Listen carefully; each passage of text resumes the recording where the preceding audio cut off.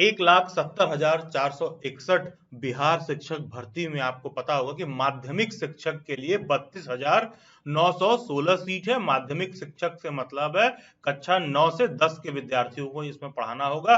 तो इसका eligibility criteria देख लेते हैं कि सब्जेक्ट के हिसाब से क्या क्या एलिजिबिलिटी क्राइटेरिया इसमें है। तो basically subject wise eligibility criteria पर आने से पहले एक बार देख लेते हैं कि सब्जेक्ट्स कौन कौन से हैं। देखो, एक तो गणित, विज्ञान, सामाजिक विज्ञान और भाषा से संबंधित सब्जेक्ट, ये 4 मेजर डोमेन्स डिवाइडेड है। जैसे कि भाषा से संबंधित सब्जेक्ट में बोलूं तो हिंदी आपका भाषा में आ गया, अंग्रेजी आपका भाषा में आ गया, संस्कृत आपका भाषा में आ गया, उर्दू आपका भाषा में आ गया, अरबी आपका भाषा में आ गया, फारसी आपका भाषा में आ गया, बांग्ला आपका भाषा में आ गया। तो देखोगे बेसिकली ये सारे सब्जेक्ट भाषा में आ गए। फिर एक बचता है आपका विज्ञान, और एक बचता है गणित, और एक बचता है सामाजिक विज्ञान। तो बेसिकली 4 अलग अलग तरह के कह लो टाइप ऑफ भर्ती इसमें है, जिसमें टोटल मिला के 32,916 सीट है। अब हम बात को समझेंगे तो ज्यादा बेहतर ढंग से हमको समझ में आएगा कि सामान्य विषयों के लिए कक्षा 9 से 10 तक के विद्यालय अध्यापक के लिए आवश्यक शैक्षणिक एवं प्रशैक्षणिक योग्यता। तो देखो सिंपल सी बात है, 50% अंक आपका होना चाहिए किसी भी मान्यता प्राप्त विद्यालय से स्नातक में। अगर कोई ऐसा है, ध्यान दीजिएगा, अगर कोई ऐसा है जिसका ग्रेजुएशन में 50% नंबर नहीं है और उसने पोस्ट ग्रेजुएशन कर रखा है, पीजी कर रखा है, और उसका पीजी में 50% मार्क्स है, तो वो अपने पीजी के भी सब्जेक्ट के बेसिस पर फिल कर सकता है। मतलब पोस्ट ग्रेजुएशन बेसिकली इन सब किसी सब्जेक्ट्स में से कर रखा है और उसका ग्रेजुएशन में 50% नहीं है, तो वो अपने पीजी की भी डिग्री के बेसिस पर फॉर्म फिल कर सकता है। हाँ, लेकिन साथ में बीएड कंप्लीट होना चाहिए। ठीक है, ध्यान दीजिएगा, बीएड कंप्लीट होना चाहिए। और साथ के साथ कोई भी ऐसा कैंडिडेट है, जैसा कि आपको पता है 4 साल वाला जो इंटीग्रेटेड बीएड होता है, जिसमें बीएससी बीएड, बीए बीएड जो इंटीग्रेटेड होता है, तो कोई भी ऐसा विद्यार्थी है जो इन सभी सब्जेक्ट्स में से जो यहाँ पर दिए हुए हैं, टोटल जो 10 सब्जेक्ट दिया हुआ है, इन 10 सब्जेक्ट्स में से किसी भी एक सब्जेक्ट में, जैसे मान लो कंबाइंड वे में अगर उसने बीएससी बीएड कर रखा है, बीएड कर रखा है, सब्जेक्ट कॉम्बिनेशन के हिसाब से सेट बैठ रहा है, 4 वर्ष वाला भी कर रखा है, तो वो कैंडिडेट भी इसका फॉर्म फिल करने के लिए एलिजिबल है।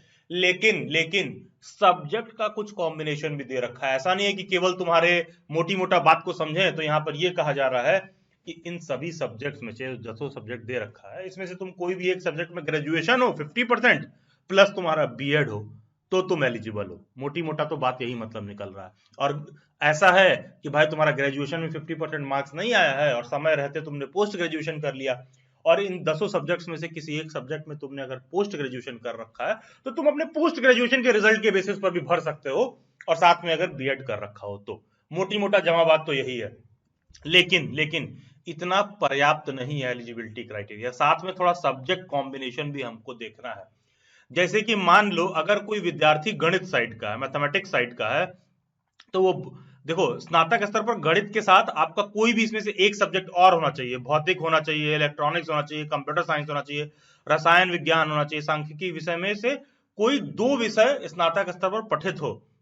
ध्यान दीजिएगा, इसमें से कोई भी 2 सब्जेक्ट आपने पढ़ रखा हो। अगर आप मैथमेटिक्स बैकग्राउंड के हो तो मैथमेटिक्स के साथ जरूरी है कि ग्रेजुएशन में इन सभी सब्जेक्ट्स में से किसी एक सब्जेक्ट को और आपने साथ में पढ़ रखा हो, मतलब ऑप्शनल के तौर पर हो। तुम्हारे ग्रेजुएशन में जो सब्जेक्ट्स रहे होंगे उसमें मैथ, अगर तुम मैथ साइड के हो तो मैथ तो तुम्हारा रहेगा ही, साथ में एक सब्जेक्ट और होना चाहिए जो इनमें से कोई एक हो जो तुमने पढ़ रखा हो, तो तुम एलिजिबल हो। उसी तरह कोई विज्ञान साइड का है तो प्राणी विज्ञान, वनस्पति विज्ञान एवं रसायन शास्त्र विषय में पठित हो, यानी कि या फिर अथवा इंजीनियरिंग में स्नातक में जिसमें विज्ञान की विशेषज्ञता हो।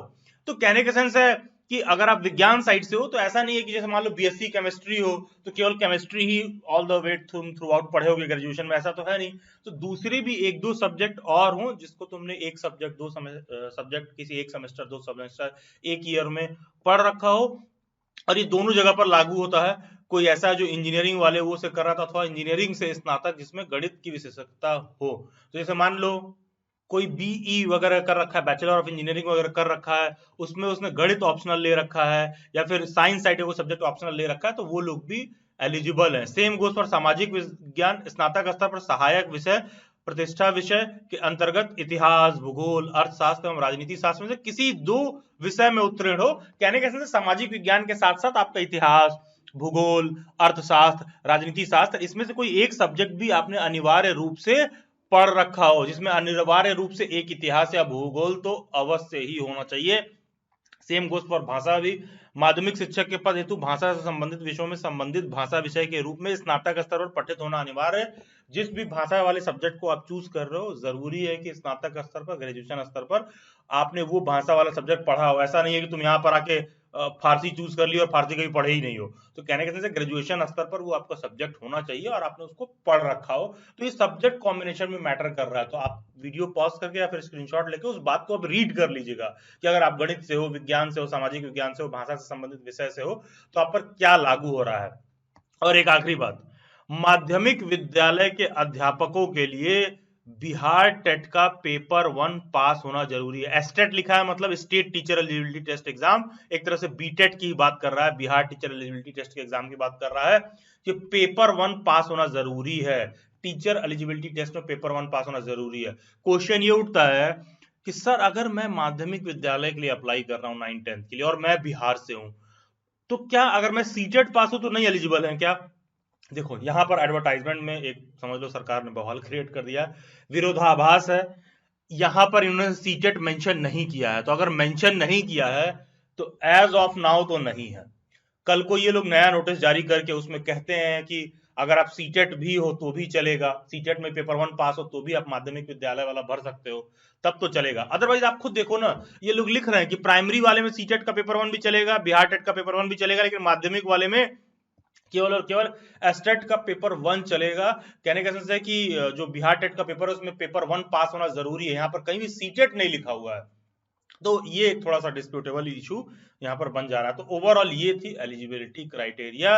अगर आप माध्यमिक शिक्षक बनना चाहते हैं कक्षा 9 से 10 तक के लिए, चैनल के प्लेलिस्ट में जाइए, बिहार शिक्षक भर्ती वाला अलग से प्लेलिस्ट होगा, नीचे डिस्क्रिप्शन बॉक्स कमेंट सेक्शन में पिंड होगा। सभी बिहार शिक्षक भर्ती से रिलेटेड डिटेल हर बात को लाइन बाय लाइन एलिजिबिलिटी और वो डिटेल में एक्सप्लेन किया गया है, आप इजीली समझ सकते हैं। डेली बाइट्स के बहुत सारे एस्पायरिंग टीचर्स के लिए दिल्ली में सेमिनार वगैरह भी होते हैं, बहुत सारे वेबिनार वगैरह भी होते हैं। इन सब का अपडेट आपको टीचर एजुकेशन रिसोर्स वाले टेलीग्राम ग्रुप में मिल जाएगा। टीचर्स के लिए अच्छे खासे रिसोर्स मटेरियल इसमें फ्री ऑफ कॉस्ट आपको मिल जाएंगे। इस टेलीग्राम ग्रुप को आप ज्वाइन कर सकते हैं, लिंक डिस्क्रिप्शन बॉक्स में दिया हुआ है, नीचे कमेंट में भी पिन है। डेली बाइट्स सभी सोशल मीडिया हैंडल्स के लिंक भी दे रखे हैं डिस्क्रिप्शन बॉक्स में, do join them, subscribe to daily bites, stay tuned, stay updated, do comment your views, God bless you all and have a nice day.